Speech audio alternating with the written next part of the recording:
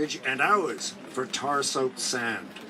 For him we voted in the hope he'd slay the poison petro-dream of Harper's Day, and honor his sweet words, his sunny boast, to save the whales, the climate, and the coast. Now we can see what liberal rule has wrought. First Nations rights betrayed, a pipeline bought.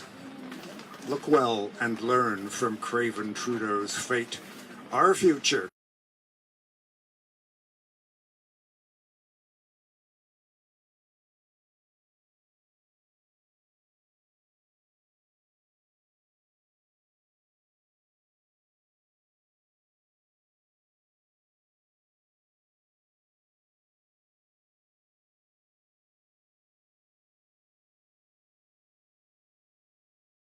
Yeah. All right, I'm going to try not holding it. But they're going to yell, I can't hear you.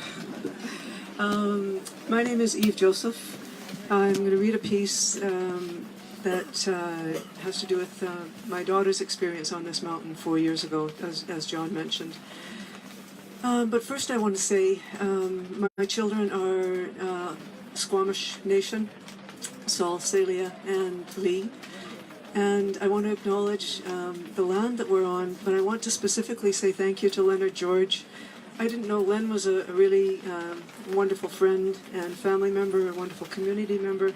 What I didn't know was that the Watch House came to be because Leonard had a vision about Watch Houses 3 years before he died. He died last December, so my hands up and my heart to Leonard George.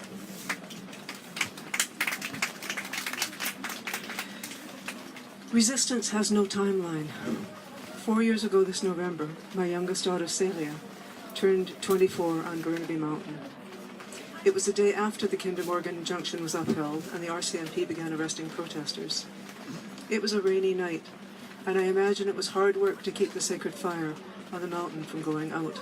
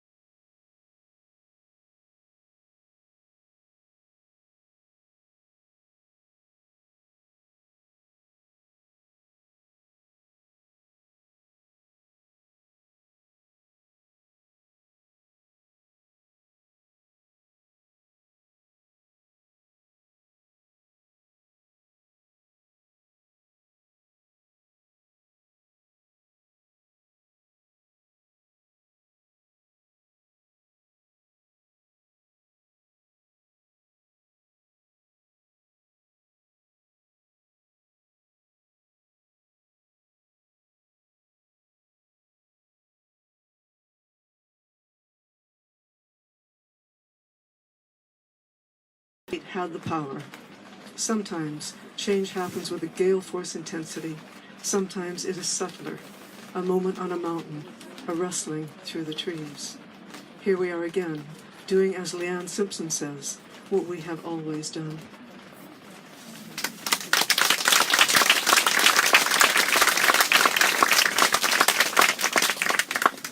And I have a very small piece. Leanne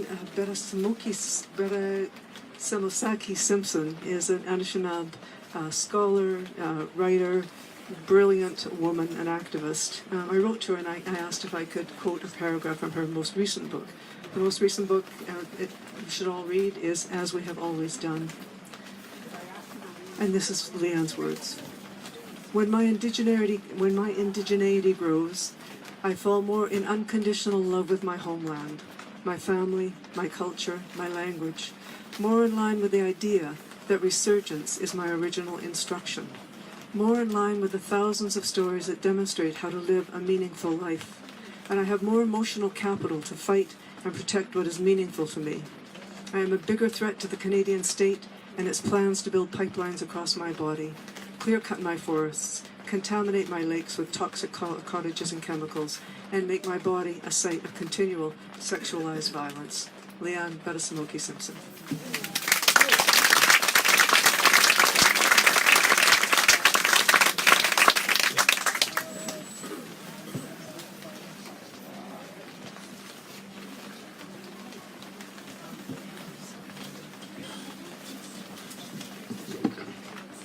This is quite a gathering, and I'm very happy to hear everybody in their different ways.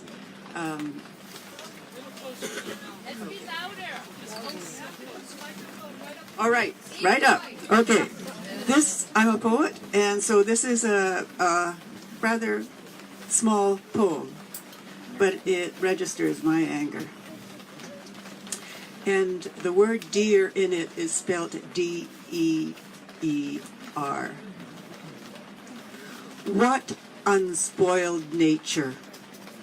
Lone bush tits thirsty, flit down smoky alley, dry, pine rustle for air. My dear colleagues, Thompson Highway called them. Where? In tinder scrub?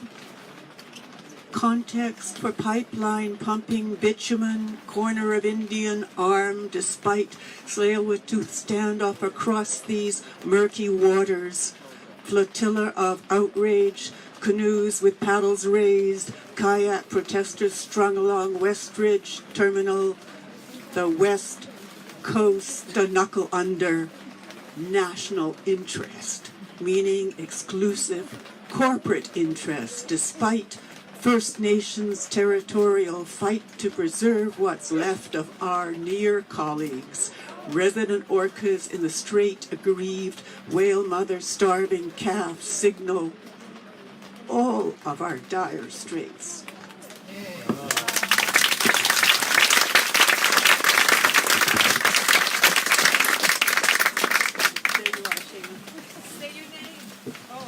Sorry, my name is Daphne Marlatt. I forgot that. My name's Shayna Lambert, and I had the great privilege of typing up the bios of the people who are reading today, and later you can come to me and see, but my pocket was weighted down by all the Governor Generals and Giller shortlists and an amazing list of British Columbia's most loved writers and Canada's most loved writers are reading, and modestly not telling all their accolades, but there they are. So if you want them, they're here. I give a deep thanks to the people who've been holding this space. So I'm going to start crying. With such passion, day after day, in the rain, in the snow. My great thanks to all of you, to the arrestees whose faces I'm looking at. Murray Rice, a brilliant poet who actually caused Judge Affleck, Old Man Affleck as we call him in our house, to say, despite your eloquence, I can't reduce your sentence. I see many arrestees here, and I thank you so much, and I thank the Musqueam, the Tsleil-Waututh, and the Squamish. Most of all, I just want to thank Will George, the Watch House Guardian.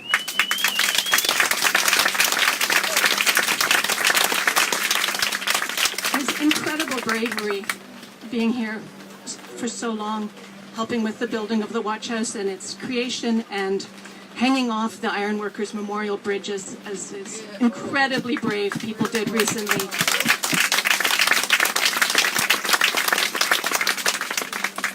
So I thought I'd just read my statement to Judge Affleck when I was arrested on May 7th, and then gave this statement to Judge Affleck at this BC Supreme Court on June 7th.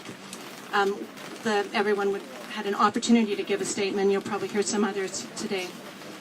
I engaged in peaceful civil disobedience at the gates of the Kinder Morgan oil facility because I believe that confronting the harm of fossil fuels is the most important question of our generation. I often wake in fear about what is happening to our planet, and I wanted to be able to tell my children and grandchildren, if I'm blessed to have them, that I did everything I could to protect them from the ravaging effects of climate change. I grew up near Horseshoe Bay, where I swam in the salt water bays of the Salish Sea all summer long. This childhood was a gift. I grew up inside this coast. Its rain, salmon, whales, barnacles, starfish, its dark and mysterious forests. My parents taught me to feel a sense of reverence entering an old-growth forest, or motoring at dusk across Howe Sound in my father's wooden boat. Day by day, they were teaching me to appreciate the beauty that surrounded me. As a child, I didn't know I was swimming in waters that had belonged for 30,000 years to the Coast Salish people. But I know this now, and this deepens my sense of reverence and my obligation to listen to their voices. I feel I have a sacred duty to protect what gives me joy, and which fosters my soul so deeply, and which is ultimately a land I have lived on only recently, compared to the Tsleil-Waututh, Musqueam, and Squamish. As a writer, my inspiration comes from the wellspring that is our coast, and I cannot turn from it when it is endangered. I have a deep respect for the law and for Canada's legal system, and I am a law-abiding citizen, and I fully accept the consequences of my actions and the sentencing. However, in this matter, I have felt, as have so many others who I'm proud to stand with today, that I must answer to a higher moral law. It comes from the tides and the rain, from deep within this place I call home. It comes from within my heart, and it tells me to act for future generations, for the animals and wild things I love, to act for life itself. Thank you.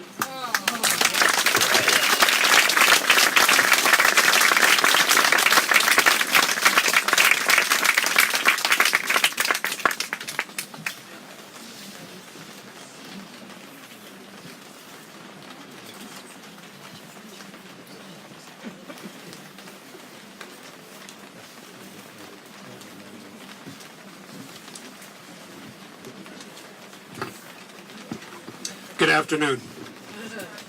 I have 3 contributions to read.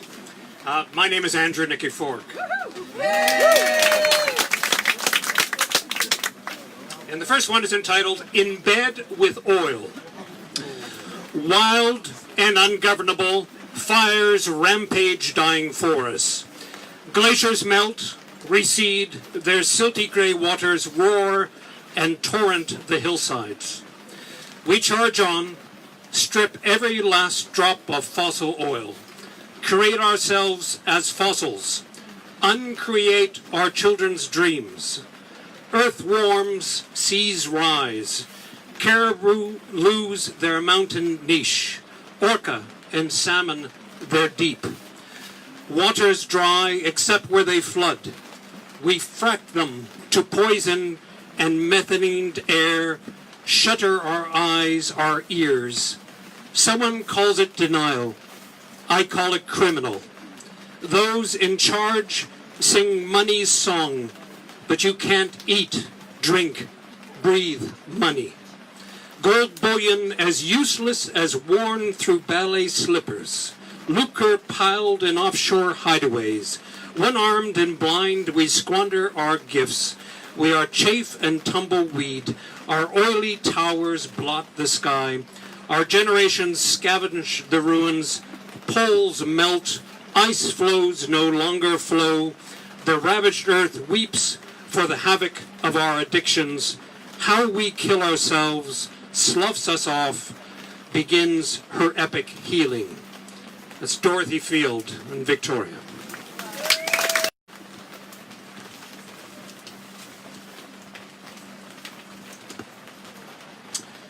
This one is entitled, Depending on the Light to Make a Difference. This is a province that is healing. Finally, it sees the beauty in itself. It has a history of heartbreak, but it wants to do a better job at compassion.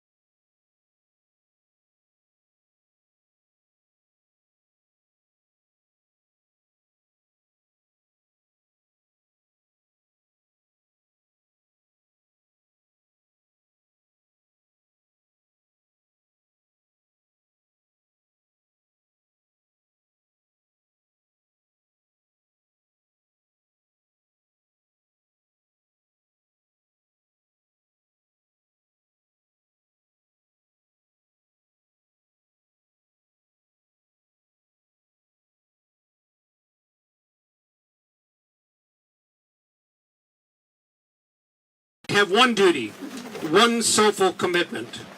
It is to serve truth and freedom.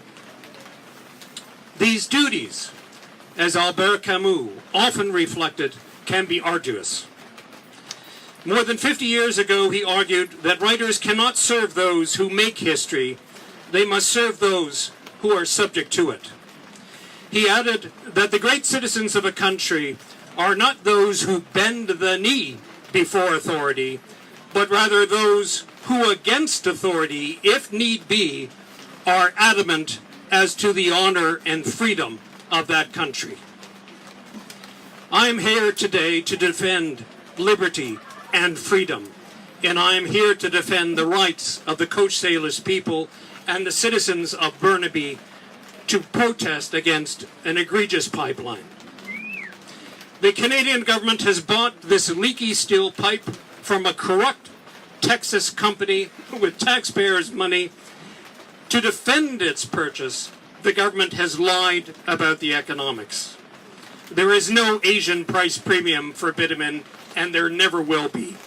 Bitumen is a junk crude, and it is priced as cheap refinery feedstock around the world. Our government has also lied about its abilities to clean up bitumen spills in the ocean, and it has lied to the Canadian people about the consequences of expanding fossil fuel production, which now directly feed the wildfires consuming our forests and poisoning our watersheds. Politicians who think they can solve climate change by expanding hydrocarbon production have become terrorists in our communities, anarchists in our oceans, and arsonists in our forests.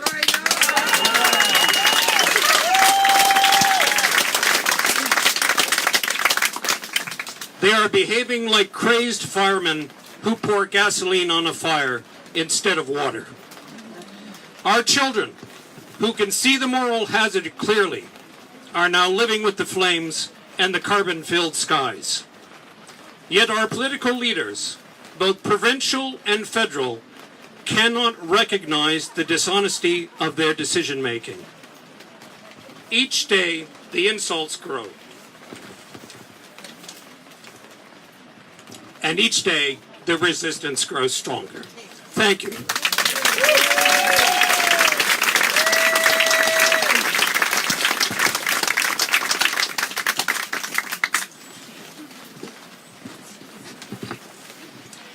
Hello, my name is Brian Epan, and I'm here to read Gwyneth Gorczynski-Lambos from Quebec. Dear Kinder Morgan, and all of those who represent it, I forgive you, all of you. I forgive this violation of the land because you cannot know truly what you are doing. You were not taught how precious your mother was. I forgive the violation of the indigenous rights, for you must have been taught by someone, somehow, that might makes right, and so you have suffered a lack of true power. I forgive the violation against the protesters, because I know you must push back when you're pushed. You do not see any other choices. I appreciate your presence, your actions, and your way of being, for it has aided me in learning another way that might contribute to our humanity's plight. I have learnt to go deeper and love more fully because of you. Thank you for playing the bad guy. I am grateful, grateful, grateful. Gwyneth Gorczynski-Lambo.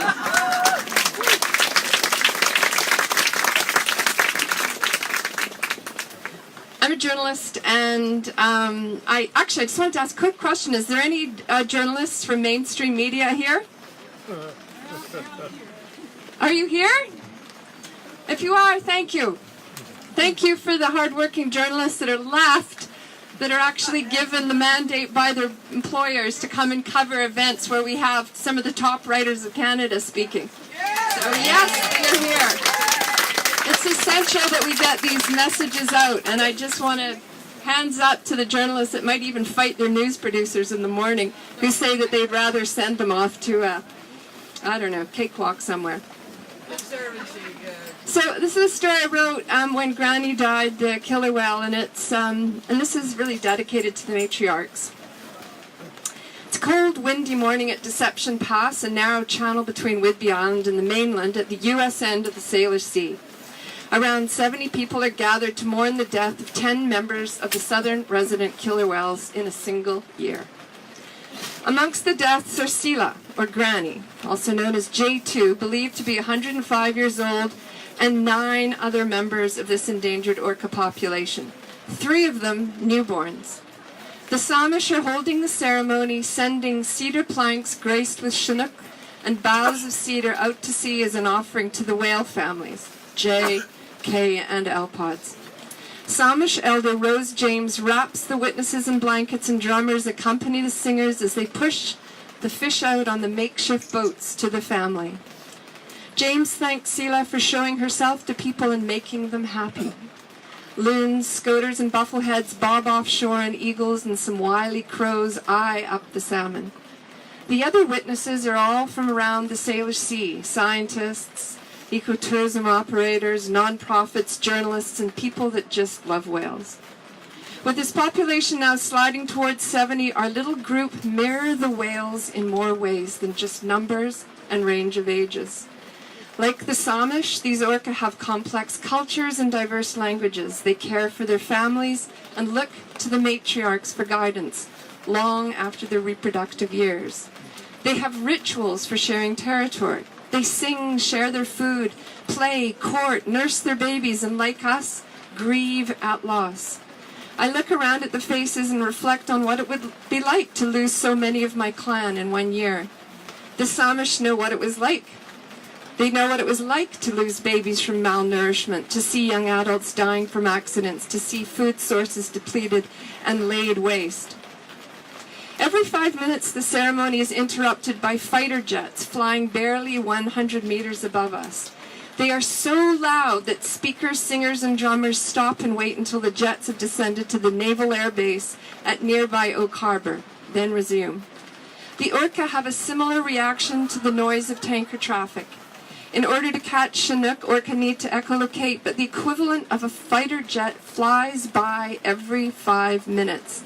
They have no choice but to go silent and wait out the noise like we do. Earlier, I'd asked a local walking her dog how she and her pet coped with the noise. She looked at me suspiciously and said, "It's the sound of freedom." Another young woman, offspring of a petrochemical engineer, tells me she left Texas to find a culture for whom whale calls were the sound of freedom. Many of the people at the ceremony have made the pilgrimage there after attending a research workshop which raised the question, is there hope? The answer, according to researchers, is yes, but it will require 2 things: calming the waters and protecting the salmon. Back at Deception Pass, the ceremony ends with a feast for the humans. We retreat into a little park hut to get out of the jet noise and find a welcoming table of bannock and hot drinks. Despite a century and a half of suppression, the strong are still with us, their language intact, who have waited out the noise and spoken.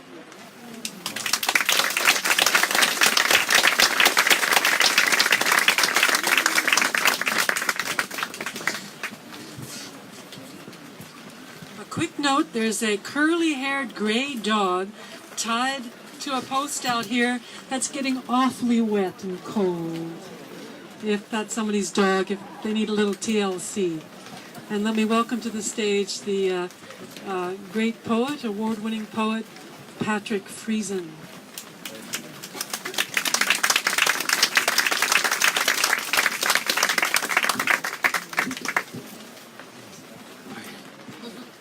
Although I've been here for 2 decades, I'm a Manitoba Mennonite stock. People who knew something about displacement in Europe and then came to Canada and accepted land that wasn't the government's to give them. And they haven't figured out that hypocrisy yet, I don't think. What is home? Was it an edifice, a large building or complex of buildings which holds wealth and power? We have those. We have legislatures and parliaments where laws are made. We have police stations and courts where laws are enforced. We have skyscrapers where economic decisions are made. These are not homes. We have built legal, economic, and social systems that do not always protect the planet, but rather insulate the relentless pursuit of wealth. We take and take. In the process, we gouge the earth and use the sky and waters as dumping grounds. We take and are never satisfied. It reminds me of a character in a Miriam Toews novel. The mouth stands in front of his refrigerator at night with a large tub of ice cream in hand, spooning it into his mouth. He finishes the tub, but he's not satisfied. The hole inside him, the hole he's trying to fill, can't be filled that way. He can never have enough sweetness. That's how that edifice, the utilitarian economy, works. It is a gobbling mouth, a hole that can never be filled. Always more is wanted. But what if we gave as much as we took? What if our society, like some past societies, was built on giving and circulating gifts among the people? What if potlatch was at the core of our social behavior? What if we respected the earth, loved it, and learned to live with less? In other words, what if we questioned our assumptions about how societies must work and learned to see? The poet does not act, but always works to keep the language clear and as honest as possible. The politician, on the other hand, must act, but must not abuse language, must not be dishonest with it. To those who shill for big corporations, for oil in this case, who talk endlessly in utilitarian economic terms as if there can be found the most important human values, say no. But on the other hand, do not be beguiled by rhetoric, by those who say the right things but act otherwise. We do not have time to allow delay through rhetoric. We must see differently. Where is home? What do we as a species need in order to have a home? We have built this edifice, this abstract economy, in such a way that human existence on Earth can't be sustained, as is true for the equal worlds of animals and plants. Where is home? For me, this is a complex question. Others have a deeper claim to a home in this particular place. And yet I have a home as well. And as it is with everyone, my first and last home is the earth. It was the earth from the beginning, and will be again in the end. John Moriarty, one of my teachers at the University of Manitoba in the 1960s, quit teaching and returned to Ireland to find a way to live on this earth that didn't ravish it. He said, quote, "When I came back from Canada to Connemara, it wasn't Aristotle or Plato, or it wasn't any of the European philosophies or psychologies that helped me to stand again on the earth. It was some old Native American Indian stories that took me by the hand and took me back to the earth."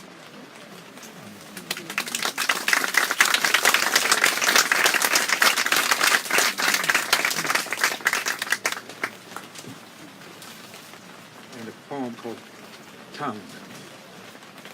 Tongue, at rest in its little sea, asleep on the billowing swells of breath, wake up. Be a paddle, a swimming muscle. An ocean moves through us, finned or feathered, legs or tentacles. This is where we all came from. Speak about the dying orcas and the salmon, wild ones disappearing, caged ones migrating only to our plates. Taste your salty tears. Soon wherever we look, we'll see only ourselves, trapped in a narrowing circle, lonely. There's still time while the whales are hunting, calling each other, spiraling down to the beating heart of the earth. Sing about the endless world unfolding with this one. And that's by Maureen Stephenson.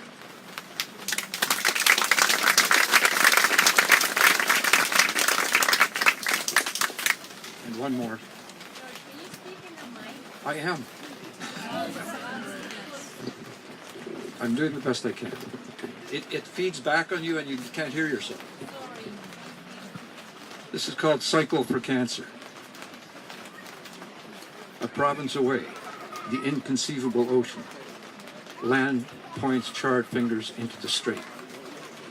Haze coats the middle distance in aesthetically fine obscurity. We sell out of face masks. Paper film holds back apocalypse another day. We build libraries with the ribs of humpbacks. Read histories of the lost. Another child tossed, coughing into the sea. We ride through smoke like angels. Bodhisattva lungs blackening to save the old, weak, unconfirmed. Picturesque oil wells dip their wet pens into the earth, write a predictable script. Feet, still clipped in pedals, we tilt off our axis. Half a kilometer visibility.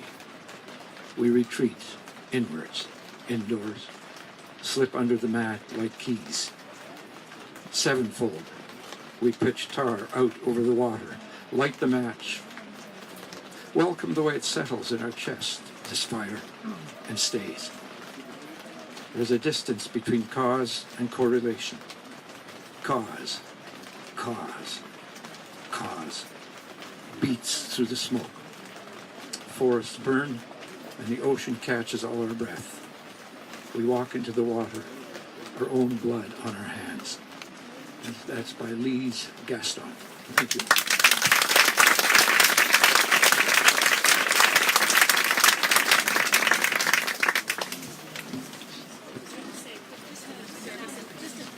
Quick announcement, because we're streaming live across the country right now, and we're wondering so that we could give a chance for everybody to hear clearly what's going on. The feed's a bit wobbly. If it's okay that people go into airplane mode on their phones for the rest of the talks, then everybody else can get to see it, unless they need to broadcast live themselves. But that would be great. Thanks. It's streaming live on Coast Protectors right now. So yeah. Okay. Thanks.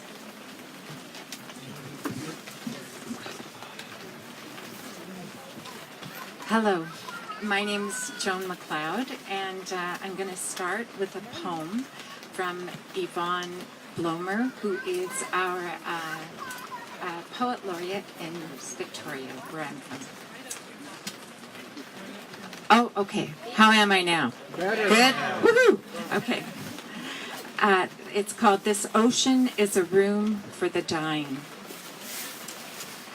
Tell me it is silent. Tell me it is dark in the great undulating ocean.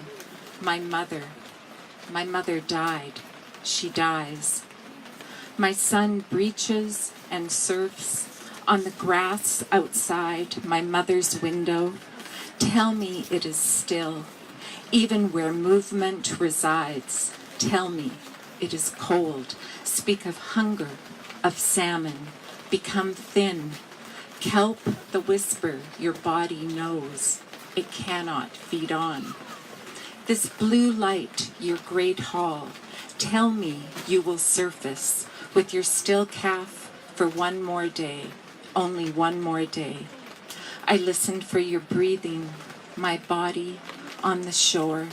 My mother, dead, she is dying. Keen your water's song, your calves thrashing stilled, your slow undulation wearing you out. Speak of stewardship, human words, calf afloat, your blue light, the gallery we gaze into, your strength fading, this sea a highway, an icebox, a blue box, this sea an antechamber, a scare me meridian moon, low tide, human tide, fast coming in. Tell me of your hunger nursing this death.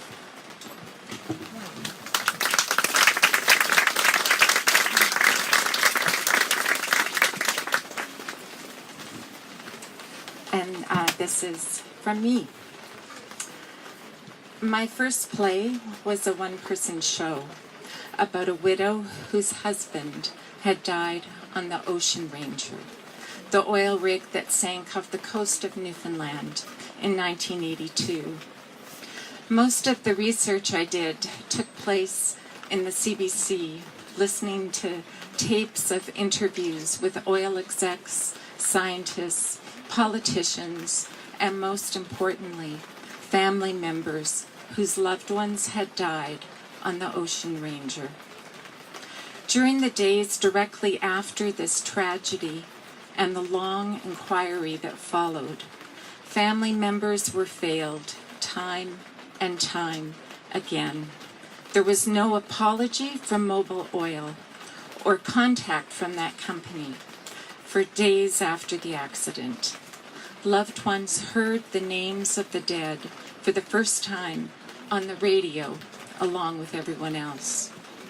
The smugness of the pre-Ocean Ranger scientists of that oil company going on about the improbability of an accident and how safe the rig was. There is something about that that feels familiar right now. That I had the audacity to write about this event that belonged to Newfoundland, I'll chalk it up to youth. I grew up in North Van. I learned to swim at Ambleside.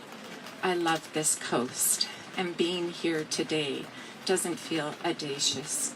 It feels like a vital necessity. So I'm going to do a little bit from Jewel.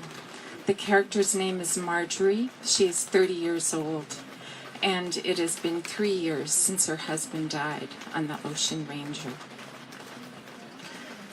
What I wanted through the whole inquiry is to narrow it down to one man behind some marble top desk up there on the top floor.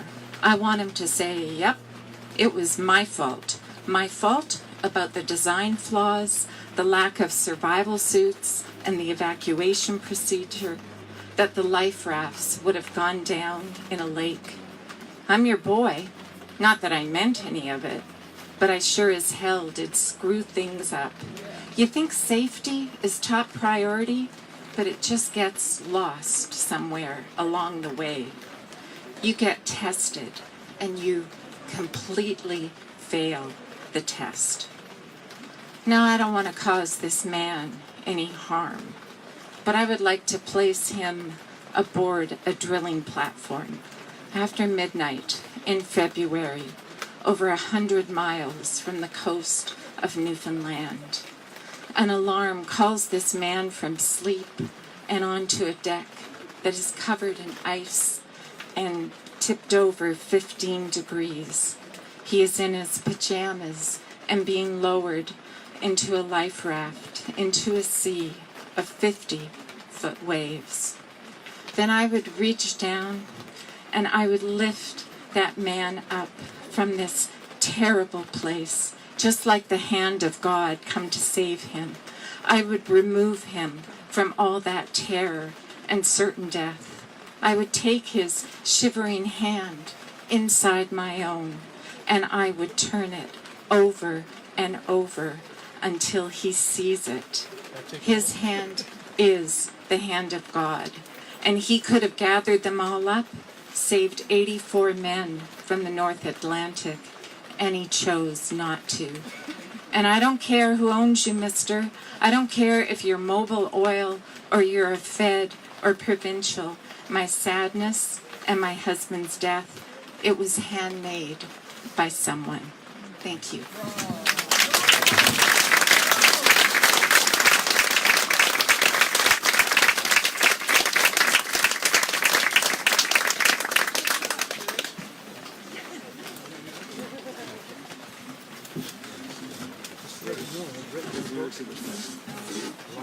Oh, okay. Hi, my name is Murray Reese. I'm from Salt Spring Island, and this is the third time I've been up here, and it really feels like coming home. There's something about it. So I was arrested March 23rd, and in my statement when I pleaded guilty, I finished it with this poem. And as I told Judge Affleck, I wrote the poem when Stephen Harper was Prime Minister, and much to my dismay, it has needed no updating. It's called Gross Domestic Product. Our Prime Minister scouring the Arctic for natural resources, zinc and copper, nickel, lead, her whole hoard of mineral wealth to be ripped from the thawing earth and shipped to China. And I can't help but think of the gold pried loose from my grandfather's teeth, the hair yanked free from my grandmother's scalp, the fat they rendered from my cousin's plump tuchus. Never again, we promise each other, after every new debauch, and might even mean it for that moment. But we don't know how to stop, dear planet. We are sore in need of help. Could you round up a few of your closest friends, sit us down, lock the doors, seal the windows, and stage an intervention on our behalf? Oh, you already did? The floods, the hurricanes, wildfires, drought? Oh, you already did.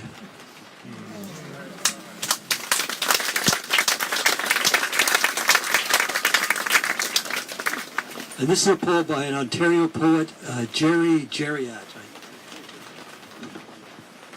I hope I'm pronouncing that correctly. It's called Boys Put Away. In the grocery store at Glenburnie, lights flash, and it's dark as tar. A can of unfarmed salmon in my hand.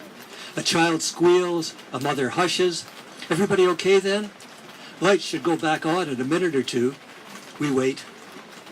The child whimpers, I want my lights, as do we all, but not at the cost of alpine meadows, rolling coastal land, rainforest and unceded land, Coast Salish and Supamish as stewards. It's not ours to use. I want my car, but not at the cost of bitumen sinking to its knees in every creek and riverbed. Benzene makes toxic winds. We're walking dizzy. Nervous system touched 2 years of stink. Maybe we'll get 2 weeks in a hotel.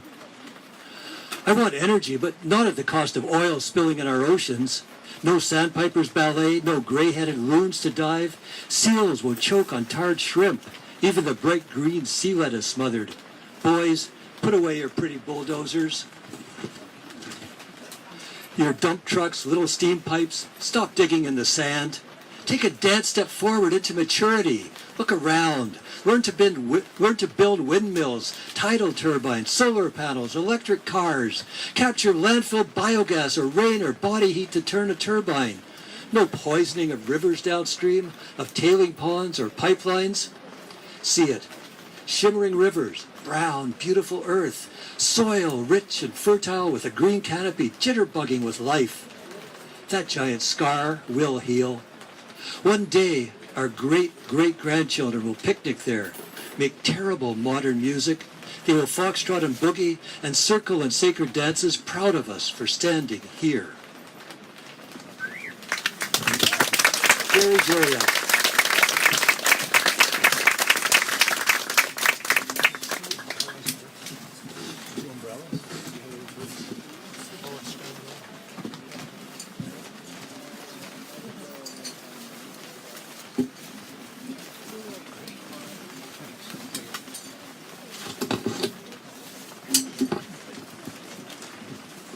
So this poem was found on Bayview Drive, which is the only road into Westridge terminals, on a cold January morning in the driving rain.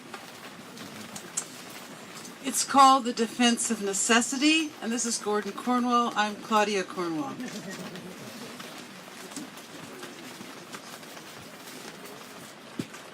So, how are you guys doing? We're okay. Where's your jacket? I know, I left it. Want to stand under this? No, it's okay, I've got a jacket. I just didn't bring an umbrella. I didn't expect this much rain. So, are you guys blocking the road right now? I'm afraid we are. Okay. I totally respect your right to protest. I just asked if you could get off the road right now, just move off. That would be fantastic. Do we agree on this?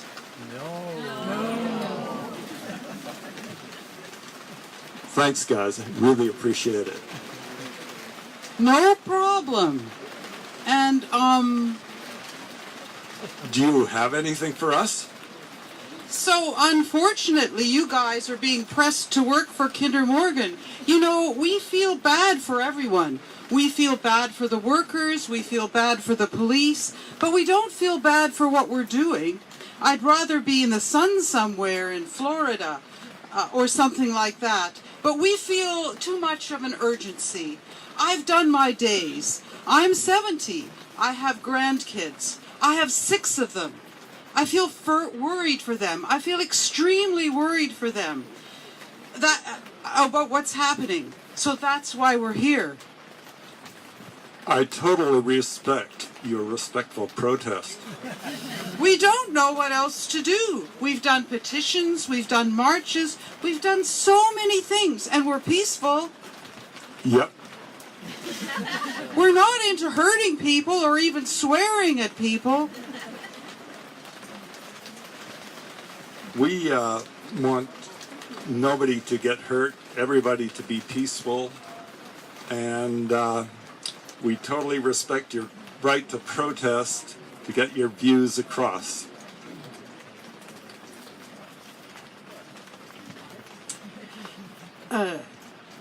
Thank you for opening up that dialogue.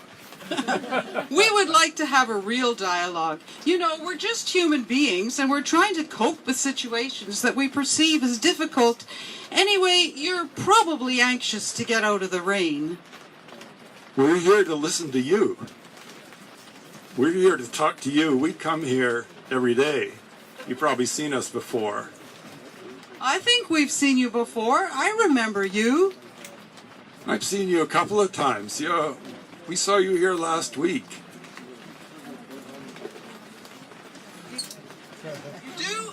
You do what you have to do.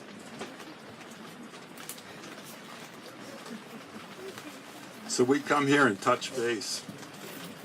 You do what you have to do. We can't really be too open about our plans and all that, obviously. Actually, we have no plans. Well, we got a plan. I gotta go home and see my wife. You too. She gave me directions. Soon as the cops are gone, you gotta come home. You gotta come home. Okay, guys. Thanks for stepping aside. We won't be back. Okay. Not today.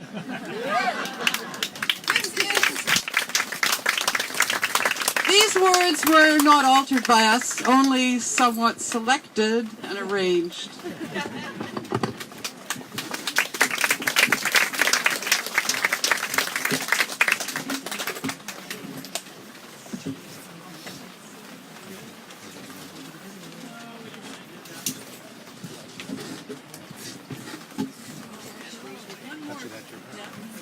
He just needs to be ready to stand. Hello, I'm Heidi Greco, and I'm going to read a poem for the ocean that was written by Linda Rogers. She was past Victoria Poet Laureate. and Canadian people's poet.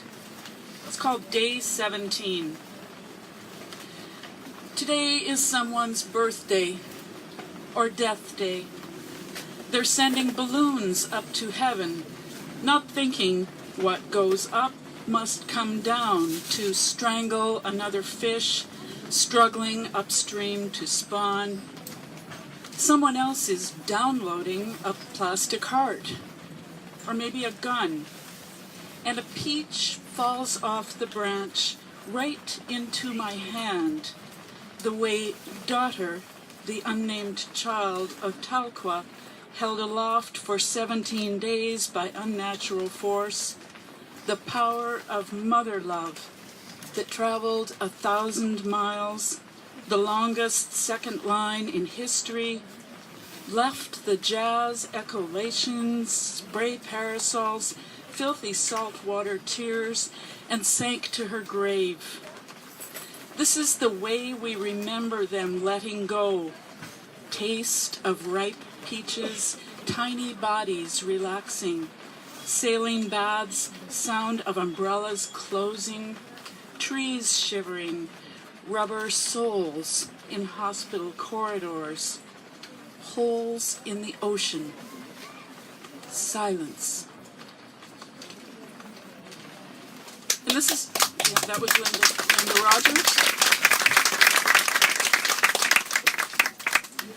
And this is a section from a longer poem that I wrote in 2014 after spending a number of very rainy days up on the mountain.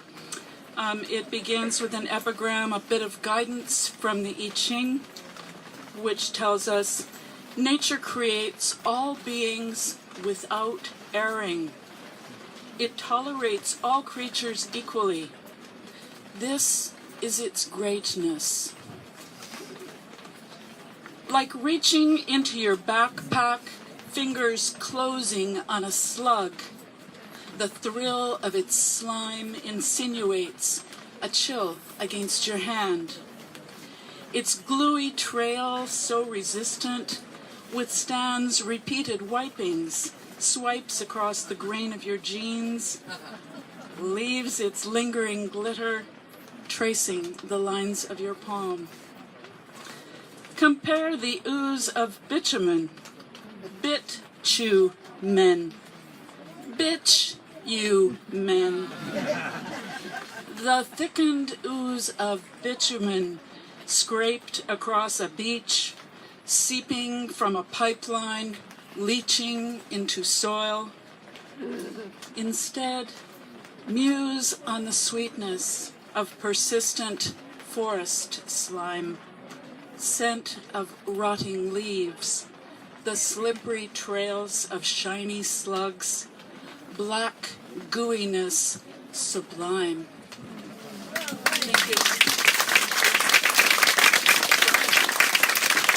We met on Burnaby Mountain. I don't want to say when.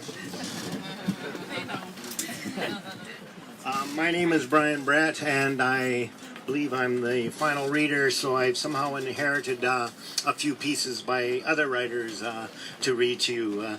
The first one does not need much of an introduction. She's been one of Canada's greatest defenders since many a year. Margaret Atwood. Why are billions of Canadian taxpayer dollars being spent to bail out a Texas oil company?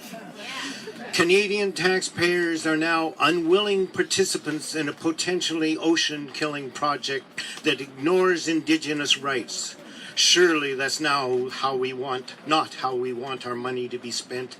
At the very least, we should double dare the government to match that sum with an investment in green energy and reserve an equivalent amount for the inevitable oil spill cleanups. Human life on Earth cannot survive dead oceans.